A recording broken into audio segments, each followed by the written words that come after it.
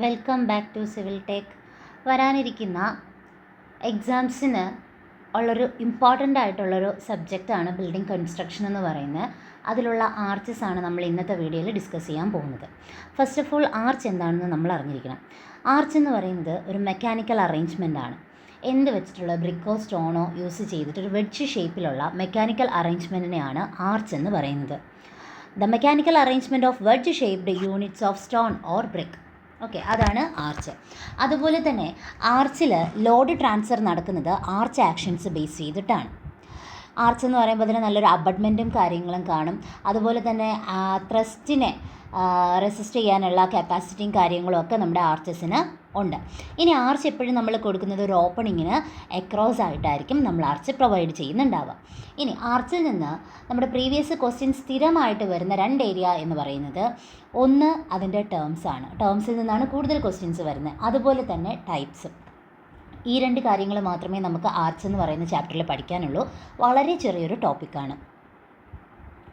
Then technical ടേംസിലോട്ട് പോവാം. Technical ടേംസിൽ ഈ കാണുന്ന ഒരു ആർച്ചാണ്. അപ്പോൾ നമ്മൾ ആദ്യമേ പറഞ്ഞു, mechanical arrangement of wedge shaped units of stone or brick ആണ് ആർച്ച്. അതിൽ തന്നെ ഈ വെഡ്ജ് ഷേപ്പ് യൂണിറ്റ് ആദ്യം എന്താണെന്ന് പറയണം. വെഡ്ജ് ഷേപ്പ് യൂണിറ്റ് എന്ന് പറഞ്ഞാൽ ഈ ഒരു ഷേപ്പിലിരിക്കുന്നതിനെയാണ് നമ്മൾ വെഡ്ജ് ഷേപ്പ് എന്ന് പറയുന്നത്. അപ്പോൾ ഇതിനെ നമ്മൾ പറയുന്ന പേരാണ് വൗസിയർ, അല്ലെങ്കിൽ കറക്റ്റ് പറഞ്ഞാൽ വൂസ്വാർ എന്നാണ് എൻ്റെ പ്രൊനൗൺസിയേഷൻ വരുന്നത്. അല്ലെങ്കിൽ നമുക്ക് ഈ എഴുതിയിരിക്കും പോലെ വൗസിയർ എന്ന് വായിക്കാം. അപ്പോൾ ഈ ഒരു വെഡ്ജ് ഷേപ്പ് യൂണിറ്റിനെയാണ് നമ്മൾ വൗസിയർ അല്ലെങ്കിൽ വൂസ്വാർ എന്ന് പറയുന്നത്. അപ്പോൾ ഈ വൗസിയർ എന്ത് ചെയ്യുന്നുണ്ട്, നമ്മൾ പ്ലേസ് ചെയ്ത് വെച്ചിട്ടാണ് നമുക്ക് ഈ ഒരു ആർച്ച് ഷേപ്പ് ഫോം ചെയ്തിരിക്കുന്നത്. അപ്പോൾ ഈ പറയുന്ന വൗസിയറൊക്കെ സെറ്റ് ചെയ്തിട്ടാണ് നമുക്ക് ആ ഒരു ഫോം വർക്ക് കിട്ടുന്നതെന്ന് പറഞ്ഞു. അതുപോലെ തന്നെ ഇതിൽ അടുത്തറിയേണ്ടത്, ഇതിൻ്റെ ഈ ഒരു ആർച്ച് എന്ന് പറയുമ്പം ഇതിനെന്തുണ്ട്, അകത്തൊരു കർവ് ഫോർമേഷനുണ്ട്. അതുപോലെ തന്നെ വെളിയിലും ഒരു എന്തുണ്ട്, കർവ് ഫോർമേഷനുണ്ട്. അപ്പോൾ അകത്തുള്ള കർവ് ഫോർമേഷനെ നമ്മൾ പറയുന്ന പേരാണ് ഇൻട്രാഡോർസ്. എന്താണ് ഇൻട്രാഡോർസ്? അപ്പോൾ ഇൻട്രാഡോർസ് എന്ന് പറയുന്നത് inner curve of an arch. Inner curve of an arch, അതിനെയാണ് നമ്മൾ ഇൻട്രാഡോർസ് എന്ന് പറയുന്നത്. എക്സ്ട്രാഡോർസ് എന്ന് പറയുന്നത് എന്താണ്? ഈ പറയുന്ന ഔട്ടർ കർവാണ്. ഔട്ടർ അല്ലെങ്കിൽ എക്സ്റ്റേണൽ കർവ് ഓഫ് ആൻ ആർച്ചിനെയാണ് നമ്മൾ എക്സ്ട്രാഡോർസ് എന്ന് പറയുന്നത്. അതുപോലെ തന്നെ ഇവിടെ വേറൊരു ടോപ്പിക് ഇമ്പോർട്ടൻ്റ് ആണ്. നമ്മൾ പറഞ്ഞു ഇന്നർ കർവ് ആണെങ്കിൽ അത് ഇൻട്രാഡോർസ് ആണ്. ഇനി ഇന്നർ സർഫസ് ആണെങ്കിൽ ഇതിൻ്റെ എന്ന് വെച്ചാൽ ഇവിടെ നിന്ന് നമ്മൾ നോക്കുമ്പോൾ അടിയിലത്തെ സർഫസ് കാണാമല്ലോ. അപ്പോൾ ഈ ആർച്ചിൻ്റെ അണ്ടർ സർഫസിനെ നമ്മൾ പറയുന്നതാണ് സോഫിറ്റ്. അതിനെ പറയുന്ന പേരാണ് സോഫിറ്റ്. ഓക്കെ, അണ്ടർ സർഫസിനെ പറയുന്ന പേരാണ് സോഫിറ്റ്. അതുപോലെ തന്നെ അടുത്തത് നമ്മൾ പറയാൻ പോകുന്നത്, ഇപ്പോൾ നമ്മൾ പറഞ്ഞു വെഡ്ജ് ഷേപ്പിലുള്ള യൂണിറ്റ് പ്ലേസ് ചെയ്യുമെന്ന് പറഞ്ഞു. അപ്പോൾ ആ വെഡ്ജ് ഷേപ്പിലുള്ള യൂണിറ്റ് പ്ലേസ് ചെയ്യുന്ന ആദ്യം പ്ലേസ് ചെയ്യുന്ന ഒരു പോയിൻ്റില്ലേ, സോ ആ പോയിൻറ്റിനെയാണ് നമ്മൾ എന്തെന്ന് പറയുന്നത്, സ്പ്രിങ്ങിങ് പോയിൻ്റ് എന്ന് പറയുന്നത്. അതിനെയാണ് നമ്മൾ സ്പ്രിങ്ങിങ് പോയിൻ്റ് എന്ന് പറയുന്നത്. അതുപോലെ തന്നെ ഈ സ്പ്രിങ്ങിങ് പോയിൻറ്റ്സിൽ പ്ലേസ് ചെയ്യുന്ന ആ ഒരു വൗസിയറിനെ നമ്മൾ അല്ലെങ്കിൽ വൂസ്വാറിനെ നമ്മൾ പറയുന്ന പേരാണ് സ്പ്രിങ്ങർ. എന്താണ്? സ്പ്രിങ്ങർ. അപ്പോൾ രണ്ട് സൈഡിലും രണ്ട് സ്പ്രിങ്ങർ കാണുമല്ലോ. ആ ഒരു പോയിന്റിൽ പ്ലേസ് ചെയ്യുന്ന രണ്ട് വൗസിയർ കാണും. അപ്പോൾ അതിനെയാണ് നമ്മൾ സ്പ്രിങ്ങർ എന്ന് പറയുന്നത്. അപ്പോൾ ഈ സ്പ്രിങ്ങറിനെ തമ്മിൽ കണക്ട് ചെയ്ത് വരയ്ക്കുന്ന ലൈനിനെയാണ് സ്പ്രിങ്ങിങ് ലൈൻ എന്ന് പറയുന്നത്. സ്പ്രിങ്ങിങ് ലൈൻ, സ്പ്രിങ്ങറിനെ തമ്മിൽ കണക്ട് ചെയ്ത് വരയ്ക്കുന്ന ഇമാജിനറി ലൈനിനെയാണ് നമ്മൾ സ്പ്രിങ്ങിങ് ലൈൻ എന്ന് പറയുന്നത്. അതുപോലെ തന്നെ ഈ വെഡ്ജ് ഷേപ്പ് യൂണിറ്റ് അടുക്കി വയ്ക്കുന്ന സമയത്ത് നമുക്ക് കറക്റ്റ് സെൻറ്റർ വരുന്നൊരു പോർഷൻ കാണും. ആ സെൻറ്റർ വരുന്ന പോർഷനെയാണ് നമ്മൾ ക്രൗൺ എന്ന് പറയുന്നത്. അവിടുത്തെ വൗസിയർ അല്ലെങ്കിൽ വെഡ്ജ് ഷേപ്പ് യൂണിറ്റിനെ നമ്മൾ പറയുന്നത് കീ ആണ്. ഓക്കെ, വെഡ്ജ് ഷേപ്പ് യൂണിറ്റിനെ നമ്മൾ പറയുന്നത് കീ ആണ്. അതുപോലെ തന്നെ ഇതിന് നോക്കിക്കേ, രണ്ട് സപ്പോർട്ടില്ലേ. ഇതിൽ തന്നെ എൻഡിൽ വരുന്ന സപ്പോർട്ട് ശ്രദ്ധിക്കുക. എൻഡ് സപ്പോർട്ടിനെ നമ്മൾ പറയുന്നത് അബട്ട്മെൻറ്റ്. അതുപോലെ ഇത് ഇൻ്റർമീഡിയറ്റ് എന്ന് പറയുമ്പോൾ ഇവിടെ ആർച്ചുണ്ട്, വീണ്ടും ആർച്ചുണ്ട്, അങ്ങനെയുള്ള രീതിയിലാണ് വരുന്നതെങ്കിൽ അതിനെ നമ്മൾ പറയുന്നത് പിയർ. അപ്പോൾ ഇൻ്റർമീഡിയറ്റ് സപ്പോർട്ടിനെ നമ്മൾ പറയുന്ന പേര് പിയർ. അതുപോലെ തന്നെ എൻഡ് സപ്പോർട്ടിനെ പറയുന്ന പേരാണ് അബട്ട്മെൻറ്റ്. ഇനി ഇതിൽ പറയാനുള്ളതെന്ന് പറഞ്ഞാൽ ഇതിൻ്റെ സ്ക്യൂ ബാക്ക് നോക്കിക്കേ. ഇത് കറക്റ്റ് ഹൊറിസോണ്ടൽ അല്ലല്ലോ, ചെറിയൊരു ഇൻക്ലൈൻഡ് ആയിട്ട് നിന്നിട്ടല്ലേ നമ്മൾ ഈ സ്പ്രിങ്ങർ പോയിന്റിൽ നിന്ന് സെറ്റ് ചെയ്ത് പോയേക്കുന്നത്. സോ സ്പ്രിങ്ങിങ് പോയിന്റിൽ നിന്ന് നമ്മുടെ വൗസിയർ അല്ലെങ്കിൽ വെഡ്ജ് ഷേപ്പ് യൂണിറ്റ് പ്ലേസ് ചെയ്ത് പോയിരിക്കുന്നത്. ആ ഇൻക്ലൈൻഡ് ആയിട്ടുള്ള പോർഷനെയാണ് നമ്മൾ എന്ത് പറയുന്നത്, സ്ക്യൂ ബാക്ക്. എന്താണ് പറയുന്നത്? Skew back. അതുപോലെ തന്നെ നോക്കിക്കേ, റൈസ് എന്ന് പറയുന്ന ടേമാണ് നമ്മളിനി അടുത്ത് പറയാൻ പോകുന്നത്. റൈസ് എന്ന് പറഞ്ഞാൽ എന്താണ്? ക്ലിയർ ആയിട്ടുള്ളൊരു വേർട്ടിക്കൽ ഡിസ്റ്റൻസ് ആണ്. എന്തിൻ്റെയൊക്കെ? ഈ സ്പ്രിങ്ങിങ് ലൈനും അതുപോലെ തന്നെ ഇൻട്രാഡോർസിനും ഇടയിലുള്ള ഡിസ്റ്റൻസിനെ, വെർട്ടിക്കൽ ഡിസ്റ്റൻസിനെയാണ് നമ്മൾ റൈസ് എന്ന് പറയുന്നത്. അടുത്ത് സ്പാൻ എന്താണെന്ന് അറിയണ്ടേ? സ്പാൻ എന്ന് പറയുന്നത് ക്ലിയർ ആയിട്ടുള്ളൊരു ഹൊറിസോണ്ടൽ ഡിസ്റ്റൻസ് ആണ് രണ്ട് സപ്പോർട്ട്സിനിടയ്ക്കുള്ള. അപ്പോൾ സപ്പോർട്ട്സിനിടയ്ക്കുള്ള ഹൊറിസോണ്ടൽ ഡിസ്റ്റൻസിനെയാണ് നമ്മൾ സ്പാൻ എന്ന് പറയുന്നത്. ഇനി അടുത്ത് പറയുന്നത് സ്ട്രൈക്കിംഗ് പോയിൻറ്റ്സ് അല്ലെങ്കിൽ സെൻറ്റർ. കറക്റ്റ് ഈ ഒരു ആർച്ച് എടുത്താൽ ആർച്ചിൻ്റെ സെൻറ്റർ എവിടെയാണോ വരുന്നത് അതിനെ തന്നെയാണ് നമ്മൾ സ്ട്രൈക്കിംഗ് പോയിൻ്റ് അല്ലെങ്കിൽ സെൻറ്റർ എന്ന് പറയുന്നത്. വെച്ചാൽ ഒരു കർവല്ലേ ആർച്ച് എന്ന് പറയുമ്പോൾ ഒരു കർവ് ഷേപ്പല്ലേ, അതിൻ്റെ കറക്റ്റ് ജോമെട്രിക്കൽ സെൻറ്ററിനെയാണ് സെൻറ്റർ അല്ലെങ്കിൽ അതിനെ പറയുന്ന വേറൊരു പേരാണ് സ്ട്രൈക്കിംഗ് പോയിൻറ്റ്. സെൻറ്റർ അല്ലെങ്കിൽ സ്ട്രൈക്കിംഗ് പോയിൻറ്റ്. അടുത്ത് പറയുന്നത് ring or rim or ring course. ഇതെന്ന് പറഞ്ഞാൽ ഒരു സർക്കുലാർ കോസ് ഫോമിംഗ് ആണ്. നമ്മുടെ ആർച്ചിൻ്റെ ആ ഒരു സർക്കുലാർ ഫോമിങ്ങിനെയാണ് നമ്മൾ റിംഗ് അല്ലെങ്കിൽ റിം അല്ലെങ്കിൽ റിംഗ് കോസ് എന്ന് പറയുന്നത്. അതുപോലെ തന്നെ അടുത്ത് പറയുന്നൊരു ടേമാണ് സ്പാൻഡ്രൽ. സ്പാൻഡ്രൽ എന്ന് പറഞ്ഞാൽ നമ്മുടെ ഈ ഒരു എക്സ്ട്രാ ഡോർസിൻ്റെ പോർഷനും അതുപോലെ ഈ ഒരു കർവിനെ നമ്മളൊരു ടാൻജൻഷ്യൽ ആയിട്ട് വരയ്ക്കുകയാണെങ്കിൽ, എന്ന് വെച്ചാൽ കർവിന് ഒരു ടാൻജൻഷ്യൽ ഫോം വർക്ക് നമ്മൾ വെച്ചാൽ ടാൻജൻഷ്യൽ ആയിട്ട് കർവിനൊരു ടാൻജൻഷ്യൽ വരയ്ക്കുകയാണെങ്കിൽ അതിനിടയിലുള്ള ആ ഒരു ഇറഗുലർ ട്രയാങ്കുലർ സ്പേസിനെയാണ് സ്പാൻഡ്രൽ എന്ന് പറയുന്നത്. ഈ ഒരു ഫിഗർ നോക്കിക്കേ. ഈ ഫിഗറിൽ നോക്കുന്ന സമയത്ത് ഈ ഒരു പോർഷൻ ഇതൊരു ട്രയാങ്കുലർ പോർഷൻ അല്ലേ? ഈ ഒരു പോർഷൻസിന് ഇത് ഓരോന്നിൻ്റെ ഇടയിൽ നമുക്ക് കാണാൻ പറ്റും. ഇതിനെയാണ് നമ്മൾ എന്ത് പറയുന്നത്? സ്പാൻഡ്രൽ എന്ന് പറയുന്നത്.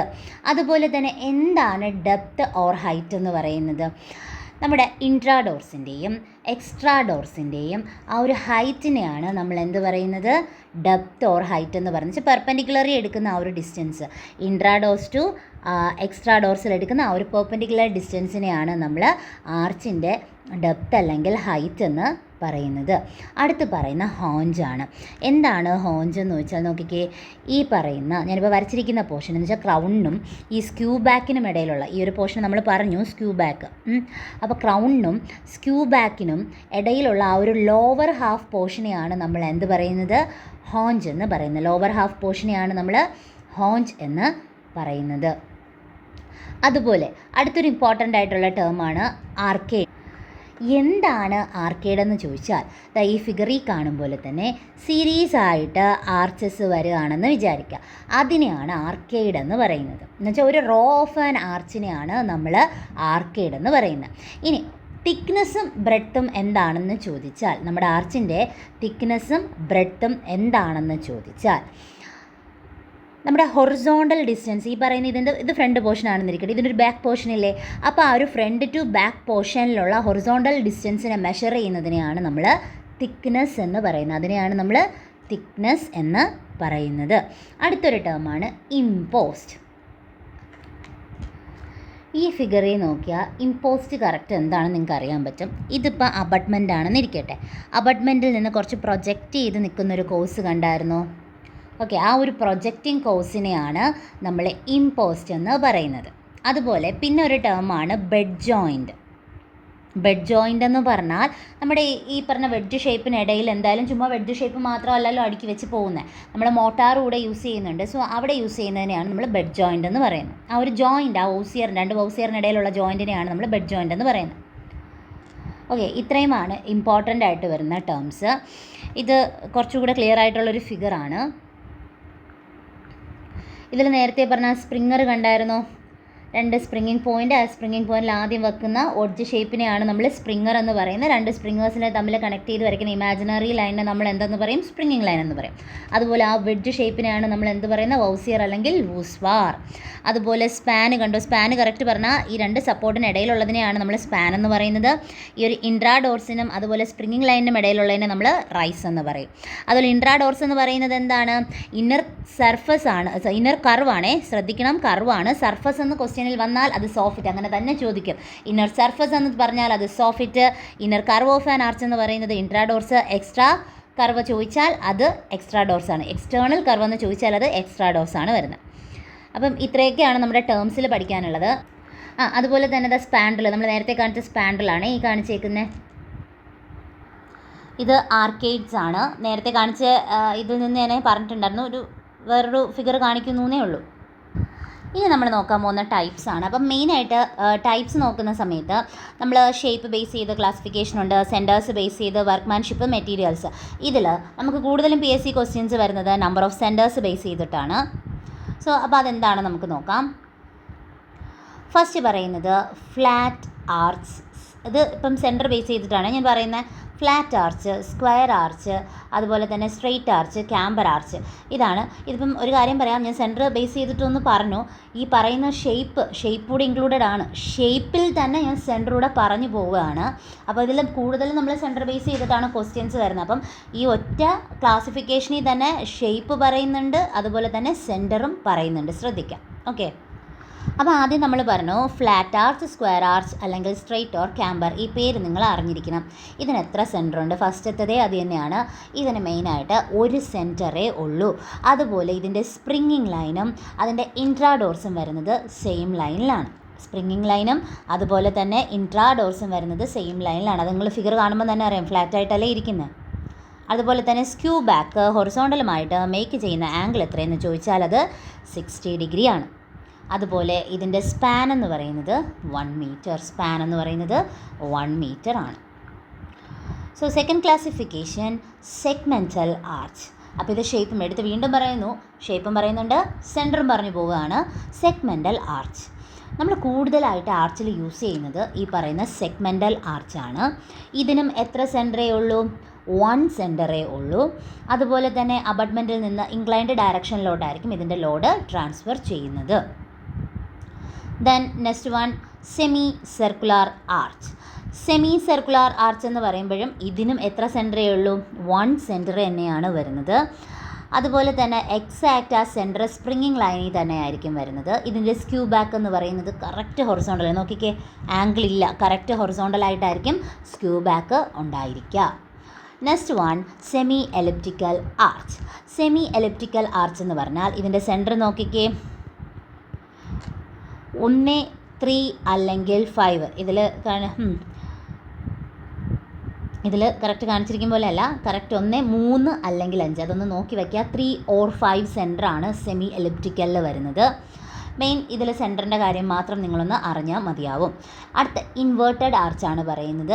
ഇൻവേർട്ടഡ് ആർച്ചിലും എത്ര സെൻറ്ററേ ഉള്ളൂ? 1 സെൻറ്റർ തന്നെയാണ് വരുന്നത്. പൊതുവേ നമ്മൾ ബിയറിംഗ് കപ്പാസിറ്റി ഓഫ് സോയിൽസ് ഒക്കെ കുറഞ്ഞ സ്ഥലങ്ങളിൽ ഫൗണ്ടേഷൻ പർപ്പസിന് വേണ്ടിയിട്ടാണ് ഇൻവേർട്ടഡ് ആർച്ചൊക്കെ നമ്മൾ യൂസ് ചെയ്യുന്നത്. ദെൻ പോയിൻറ്റഡ് ആർച്ച് അല്ലെങ്കിൽ ഗോതിക് ആർച്ചാണ്. ഇതിന് എത്ര സെൻറ്ററാണ് വരുന്നത്? 2 സെൻറ്ററാണ്. ഈ പോയിൻറ്റഡ് അല്ലെങ്കിൽ ഗോതിക് ആർച്ച് പേരിൽ തന്നെ ആദ്യത്തെ ക്വസ്റ്റ്യൻ വരുന്നുണ്ട്. ഏതെങ്കിലും ഒരു ഗോതിക്കോ പോയിൻറ്റോ തന്നിട്ട് അതർ നെയിംസ് ചോദിക്കാം. അതുപോലെ ഇത് 2 ടൈപ്പിലുണ്ട്. ഒന്ന് ഇക്വലേറ്ററൽ ട്രയാങ്കിളും ഉണ്ട്, ഒന്ന് ഐസോസിലസ് ട്രയാങ്കിളിൻ്റെ ബേസ് ചെയ്തുകൊണ്ട്. ഇക്വലേറ്ററൽ ട്രയാങ്കിൾ വെച്ചിട്ടുള്ള ആർച്ചിനെ നമ്മൾ ഇക്വലേറ്ററൽ ആർച്ച് എന്ന് തന്നെയാണ് പറയുന്നത്. പക്ഷേ ഐസോസിലസ് ട്രയാങ്കിൾ ബേസ് ചെയ്തിട്ടുള്ള ആർച്ചിനെ ആണെങ്കിൽ അത് പറയുന്നത് ലാൻസെറ്റ് ആർച്ച് എന്നാണ് പറയുന്നത്. ഐസോസിലസ് ട്രയാങ്കിൾ ബേസ് ചെയ്തിട്ടാണെങ്കിൽ ഇതിനെ ലാൻസെറ്റ് ആർച്ച് എന്നാണ് പറയുന്നത്. ഈ പേര് ഇമ്പോർട്ടൻ്റ് ആണ്. Then relieving arch. റിലീവിങ് ആർച്ചിനെ നമ്മൾ ഡിസ്ചാർജിങ് ആർച്ച് എന്നുകൂടെ പറയുന്നുണ്ട്. റിലീവിങ് ആർച്ചിനെ നമ്മൾ ഡിസ്ചാർജിങ് ആർച്ച് എന്നുകൂടെ പറയുന്നുണ്ട്. നമ്മുടെ ഓപ്പണിങ്ങിൻ്റെ മുകളിൽ ലോഡ്സൊക്കെ റെസിസ്റ്റ് ചെയ്യാൻ വേണ്ടിയിട്ടാണ് റിലീവിങ് ആർച്ച് കൊടുക്കുന്നത്. നോർമലി നമുക്ക് വേണമെങ്കിൽ ക്വസ്റ്റ്യൻ ചോദിച്ചിട്ടുള്ളൊരു കാര്യമാണ്, ലിൻഡലിൻ്റെ മുകളിൽ നോർമലി കൊടുക്കുന്ന ആർച്ച് ഏതാണെന്ന് ചോദിച്ചാൽ അത് റിലീവിങ് അല്ലെങ്കിൽ ഡിസ്ചാർജ് ആർച്ചാണ്. Next horseshoe arch. Horseshoe arch എന്ന് പറയുമ്പോഴത്തേക്കും ഇതിൻ്റെ സ്പ്രിങ്ങിങ് ലൈനിന് മുകളിലായിരിക്കും ഇതിൻ്റെ സെൻറ്റർ ലൈ ചെയ്യുന്നത്. ഒരു പ്രത്യേകതയാണ്. സ്പ്രിങ്ങിങ് ലൈൻ ഇതാണെങ്കിൽ അതിൻ്റെ മുകളിലായിരിക്കും കറക്റ്റ് ഇതിൻ്റെ സെൻറ്റർ ലൈ ചെയ്യുന്നത്. ഇതിന് എത്ര സെൻറ്ററേ ഉള്ളൂ? 1 സെൻറ്ററേ ഉള്ളൂ. അതുപോലെ തന്നെ നമ്മൾ തൊട്ട് മുമ്പ് പറഞ്ഞ റിലീവിങ് ആർച്ചിനും 1 സെൻറ്ററാണേ. റിലീവിങ് ആർച്ചും 1 സെൻറ്റർ തന്നെയാണ്. So next horseshoe arch. ഹോഷു ആർച്ചിനും 1 centre തന്നെയാണ്. അതുപോലെ സ്പ്രിങ്ങിങ് ലൈനിന് മുകളിലാണ് സെൻറ്റർ ലൈ ചെയ്യുന്നത്. സെമി സർക്കിളിനെക്കാളും കുറച്ചുകൂടെ കേർവ്ഡ് ആയിട്ടുള്ളൊരു ഷേപ്പിലാണ് ഹോഷു ആർച്ച് വരുന്നത്. ആർക്കിടെക്ചറൽ ബ്യൂട്ടിയൊക്കെ ആവശ്യമുള്ള സ്ഥലങ്ങളിലാണ് ഹോഷു നമ്മൾ പ്രൊവൈഡ് ചെയ്യുക. നെക്സ്റ്റ് വൺ സ്റ്റിൽറ്റഡ് ആർച്ചാണ്. ശ്രദ്ധിക്കുക, ഇതുപോലെ 2 തൂണ് കാണും, അതിൻ്റെ മുകളിലായിരിക്കും നമ്മൾ സ്റ്റിൽറ്റഡ് ആർച്ച് വരുന്നത്. ഒരു സെമി സർക്കുലർ ആർച്ച് തന്നെയാണ്. ഒരു വെർട്ടിക്കൽ പോസ്റ്റ് കാണും. ഇതിനും എത്രയാണ്? 1 സെൻറ്ററാണ് വരുന്നത്. ആ സെൻറ്റർ ലൈ ചെയ്യുന്നത് സ്പ്രിങ്ങിങ് ലൈന് മുകളിൽ തന്നെ ആയിരിക്കും. Next one is Venetian arch. Venetian arch എന്ന് പറയുമ്പം 4 സെൻറ്ററാണ് വരുന്നത്. വെനീഷ്യൻ ആർച്ചിന് എത്രയാണ്? 4 സെൻറ്ററാണ് വരുന്നത്. അതുപോലെ തന്നെ ഇതിൻ്റെ ഡെപ്ത്ത് സ്ക്യൂബാക്കിൽ നിന്ന് ക്രൗണിലോട്ട് പോകുന്ന സമയത്ത്, ഇത് സ്ക്യൂബാക്ക് ആണെങ്കിൽ സ്ക്യൂബാക്കിൽ നിന്ന് ക്രൗണിലോട്ട് പോകുന്ന സമയത്ത് അത് വേരി ചെയ്തുകൊണ്ടേയിരിക്കും. Next one is Florentine arch. ഫ്ലോറൻറ്റൈന് 3 സെൻറ്ററാണ് വരുന്നത്. ഇതിൻ്റെ ഇൻട്രാഡോസ് എന്ന് പറയുന്ന കറക്റ്റ് സെമി സർക്കുലർ ഷേപ്പിലായിരിക്കും വരുന്നത്. എക്സ്ട്രാഡോർസിൻ്റെ ഷേപ്പിൽ വ്യത്യാസം കാണും. ഇവിടെയും എന്ത് ചെയ്യുന്നുണ്ട്? ഡെപ്ത്ത് വേരി ചെയ്യുന്നുണ്ട്. Then next one is bull's eye arch. Bull's eye arch എന്ന് വെച്ചാൽ കറക്റ്റ് കാണുമ്പോൾ തന്നെ അറിയാം എത്ര സെൻറ്ററേ ഉള്ളൂ, 1 സെൻറ്ററേ ഉള്ളൂ. സർക്കുലർ ഷേപ്പിലായിരിക്കും വരുന്നത്. സീവേഴ്സിനൊക്കെ നമ്മളിത് യൂസ് ചെയ്യാറുണ്ട്. അപ്പോൾ നമ്മൾ പറഞ്ഞില്ലേ 1 centre, flat arch, semi circular, അതുപോലെ തന്നെ semi relieving arch, horseshoe, bullseye, inverted, stilted, segmental arch, ഇതൊക്കെയാണ് 1 സെൻറ്റേർഡിൽ വരുന്നത്. ദെൻ 2 സെൻറ്റേർഡ് ഏതൊക്കെയാണ് വരുന്നത്? ഗോതിക് അല്ലെങ്കിൽ പോയിൻറ്റഡ് ആർച്ചാണ്. 3 സെൻറ്ററിൽ സെമി എലിപ്റ്റിക്കൽ പറയുമ്പം ശ്രദ്ധിക്കുക, സെമി എലിപ്റ്റിക്കൽ എന്ന് പറയുമ്പോൾ 3 മാത്രമല്ല, 3യും വരാം, 5ഉം വരാം. Then Florentine arch. 4 centre Venetian arch. Venetian ആർച്ചിൻ്റെ വേറൊരു പേരാണ് ട്യൂഡർ ആർച്ച്. 5 സെൻറ്റേർഡ് എടുത്തെഴുതിയിട്ടുണ്ട്. എന്താണ്? Semi elliptical arch. അതുപോലെ വർക്ക്മാൻഷിപ്പ് ബേസ് ചെയ്തിട്ട് റഫ് ആർച്ച്. അപ്പോൾ റഫ് ആർച്ചിൽ വേറെ അധികം കാര്യങ്ങളൊന്നും പറയാനില്ല. കാരണം നമുക്കിപ്പം കിട്ടുന്ന ബ്രിക്ക്, ആ ബ്രിക്കിനെ വെഡ്ജ് ഷേപ്പിലൊന്നും കൺവേർട്ട് ചെയ്യാതെ അതൊരു റെക്റ്റാങ്കിൾ ഷേപ്പിൽ തന്നെ സെറ്റ് ചെയ്ത് പോവുകയാണെങ്കിൽ അതിനെ റഫ് ആർച്ച് എന്ന് നമുക്ക് പറയാം. അതേസമയം ആക്സ്ഡ് ഓഫ് റഫ് കട്ട് ആർച്ച് എന്ന് പറഞ്ഞാൽ വെഡ്ജ് ഷേപ്പിൽ തന്നെ നമ്മളതിനെ കൺവേർട്ട് ചെയ്തെടുക്കും. നേരത്തെ പറഞ്ഞു റെക്റ്റാങ്കിളിൽ എടുക്കുമെന്ന്. ഇവിടെ ആക്സ് ഒക്കെ യൂസ് ചെയ്തിട്ട് നമ്മൾ വെഡ്ജ് ഷേപ്പിൽ അതിനെ കട്ട് ചെയ്ത് സെറ്റ് ചെയ്തെടുക്കുന്നതിനെയാണ് ആക്സ്ഡ് അല്ലെങ്കിൽ റഫ് കട്ട് ആർച്ച് എന്ന് പറയുന്നത്. ഇതിൻ്റെ മോട്ടാർ തിക്നെസ് പറയുന്നുണ്ട്. ഒരു 3 to 6 mm നമ്മൾ മോട്ടാർ തിക്നെസ് പ്രൊവൈഡ് ചെയ്യുന്നത്. Next one is gauged arch. Flat arch പോലെ ആയിരിക്കും. ബ്രിക്സ് വയർസ് യൂസ് ചെയ്തിട്ടായിരിക്കും നമ്മൾ കട്ട് ചെയ്യുന്നത്. സോ അതിനെയാണ് നമ്മൾ ഗേജ്ഡ് ആർച്ച് എന്ന് പറയുന്നത്. The last one ashlar arch. Ashlar എന്ന് പറയുമ്പോൾ വെൽ ഡ്രസ്ഡ് ആയിട്ട് ഫൈനലി ഡ്രസ്സ് ചെയ്ത് സെറ്റ് ചെയ്തിട്ട് നമ്മൾ ചെയ്യുന്നതിനെയാണ് അഷ്ലാർ ആർച്ച് എന്ന് പറയുന്നത്. വളരെ ചെറിയൊരു ടോപ്പിക്കാണ്. ഇനി ഇതിൽ നമുക്ക് മെറ്റീരിയൽസിൻ്റെയും പറയാം. മെറ്റീരിയൽസിൽ പറയുമ്പോഴത്തേക്കും സ്റ്റോൺ കൊണ്ട് ചെയ്യാം, ബ്രിക്ക് കൊണ്ട് ചെയ്യാം, കോൺക്രീറ്റ് കൊണ്ട് ചെയ്യാം. ഇതൊക്കെയാണ് മെയിനായിട്ട് മെറ്റീരിയൽസിൽ ആർച്ചിൽ വരുന്നത്. അപ്പോൾ ഇത്രയും ഉള്ളൂ നമ്മുടെ ആർച്ചിൽ. വളരെ ചെറിയ ടോപ്പിക്കാണ്. അത്യാവശ്യം നല്ല രീതിയിൽ ക്വസ്റ്റ്യൻസ് ചോദിക്കാനുള്ള ചാൻസ് ഉള്ളൊരു ടോപ്പിക്കാണ്. അത്യാവശ്യം നല്ല രീതിയിലെന്ന് ഉദ്ദേശിച്ച ഒരു എക്സാമിന് തന്നെ നല്ല ആർച്ചിൽ നിന്ന് ഏകദേശം ഒരു 10 ക്വസ്റ്റ്യൻ നിങ്ങൾ എടുക്കുകയാണെങ്കിൽ അത്യാവശ്യം ആ ക്വസ്റ്റ്യൻസിൽ ആർച്ചിൻ്റെ ക്വസ്റ്റ്യൻസ് കാണും. അതും ടേംസും കാണും, അതുപോലെ ടൈപ്സും കാണും. അതുകൊണ്ട് അത്യാവശ്യം നല്ല രീതിയിൽ തന്നെ നിങ്ങൾ പഠിക്കുക.